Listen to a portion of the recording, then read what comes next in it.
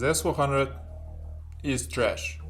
Give me 10 minutes and I will prove it with solid arguments.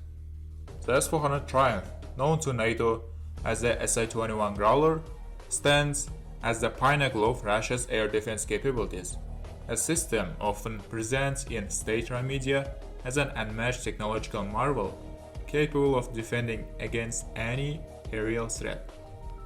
These SI-21's air defense regiments, or polk in Russian, consist 16 to 24 missile launchers, 2 units of 92 and 6E Gravestone fire control radar, and 2 units of 96 L6A cheeseboard radars, and single unit of 91 N6 Big Bird long-range surveillance radar.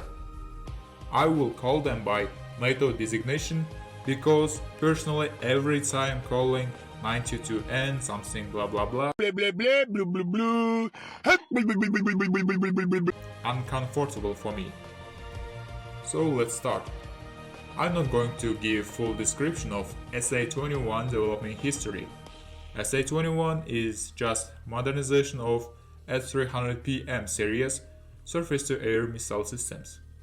The original designation was S-400PM3 or PMU-3, but for marketing it became S-400. The Growler employs a variety of missile types, including the 48N6 family with engagement range from 150 to 250 km. A key vulnerability lies in the guidance philosophy of these widely used missiles. The 48N6 series relies on a semi-active radar homing guidance systems. This technology requires the missile to continuously receive a radar signal from a ground-based fire control radar, such as Gravestone, which eliminates the target throughout the engagement. This reliance on a ground-based signal creates a profound and fatal single point of failure. The Growler's fire control radar, its eyes, must remain active and focused on the target for the entire duration of the engagement. If this critical ground component is destroyed or effectively jammed, enemy missiles in flight instantly become directionless pieces of debris, regardless of their speed or range. This design philosophy is fundamentally antiquated as it makes the stationary high-value radar a primary target for any adversary with precision standoff weapons. This inherent dependency is a causal link explaining the SI-21's documented failures in modern conflict. The Growler system employs a layered defense with its missiles. The long-range 40N6E, with an estimated price of 2 to 3 million per unit, is a 400 km range missile capable of engaging targets up to 35 km in altitude.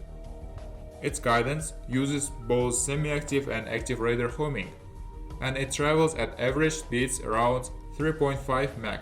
The 9M96E2, a price at a reported 2 million, is a medium-range missile with a 120 km range and 30 km altitude ceiling and 2.73 Mach average Mach 5 burnout speed. Its active radar homing seeker and up to 60G advanced maneuverability make it effective against agile targets. But all of these missiles uses blast fragmentation warheads that's vulnerable against critical threats such as ballistic missiles. The SA-21 boasts an impressive radar suite, including the Big Bird panoramic radar with a 600 km range in 180-degree field of view, and in average 360-degree search mode. This radar has 300 km detection range. In the 600 km search mode, it can detect 1 square meter RCS aircraft from 338 km, and in normal search mode, it can detect such a target from 240 km. The radar can track up to 300 aerial targets simultaneously. These impressive features are often cited to claim the system can effectively counter low-observable aircraft like the F-22 and F-35. However, the reality is far more sobering. Big Bird can detect F-35 from 67 km in the most strong search mode. Yeah, S-400 can use UHF, VHF radars such as Nebo series with a detection range of F-35 type target up to 200 km in non-electronic warfare environment. But after detection you need weapons locked by gravestone radar.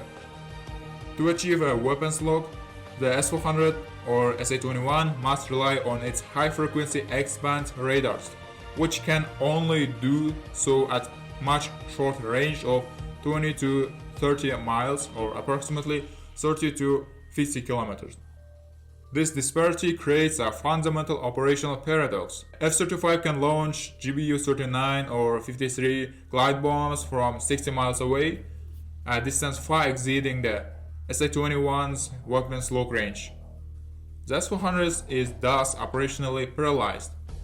By the time its necessary high-frequency radars get close enough to acquire a weapons lock, they have already entered the engagement envelope of the adversary's stealth aircraft's standoff weapons. By the way, this problem is faced not only by SA-21 but also by another long-range SAMs. The war in Ukraine has served as a brutal proving ground, exposing the SA-21's limitations and demonstrating a critical disconnect between its theoretical capabilities and its battlefield performance. On 23 August 2023, several Ukrainian Neptune cruise missiles, also known as based on Soviet Kh-35 missile, successfully destroyed S-400 battery in Crimea. To be honest, I have no idea how SA-21 with Padlot K low-altitude anti-cruise missile radar was destroyed by old-shaped Ukrainian Harpoon analog. But the fact remains that the SA-21, even with additional low-altitude detection radars, has major problems intercepting low-flying cruise missiles. Furthermore, Growler's performance against British-made Storm Shadow low-observable cruise missiles was pretty bad. Russians claim that Scalp EG RCS value is between 0.02 and 0.03 square meters. Maybe that's why they cannot effectively counter them. The most damning evidence of the S-400's vulnerability comes from its documented failures to defend against American-made ATACMS ballistic missiles. Multiple reports confirm that ATACMS missiles were responsible for direct hits that destroyed several dozens of SA-21's components. The main reason consists in low practice against tactical ballistic missile targets. Until 2018, Russians used second-hand S-75 air defense interceptors and specialized Meteor rockets to initiate Cold War-era MGM-52 Lance tactical ballistic missiles. Only after 2018 they start use second-hand 5V-55R interceptors as short-range ballistic missile targets for training S-400, 48N6 and 9M96 series missiles to shut down enemy's SRBMs. But even in this case, they pre-programmed these ballistic missile targets to turn only 12 to 14 G maneuvers, while real-world SRBM such as Iskander and ATACMS can turn up to 30 Gs. Hence, they got only 20-25% interception rate against ATACMS. Beyond its operational shortcomings, the S-400 is also a monument of financial excess. Let's talk about SA-21's export. Which countries got them and how many missiles delivered abroad. At the moment, China, Turkey, India and Algeria actual Growlers export operators. China and Turkey bought by 4 batteries, India 5 regiments or 10 batteries, and Algeria at least 2 batteries. China and Turkey got similar SA-21 configurations. 2 Big Bird, 4 Gravestone and 4 Cheeseboard radars, approximately 32 TELs with overall 256 units of 48NE3 and 9M96E2 missile interceptors. Both countries bought 4 batteries at price tag for more than 2.64 billion. On the other hand, India orders 5 Big Bird, 10 Gravestone, 10 Cheeseboard radars, 20 units of 51P6 TEL and 20 units of 5P85 TELs with 120 units of 48 N6E2, 100 units of 48 N6E3, and 120 units of 40 N6E, and 480 units of 9M96E2 interceptors for 7 billion.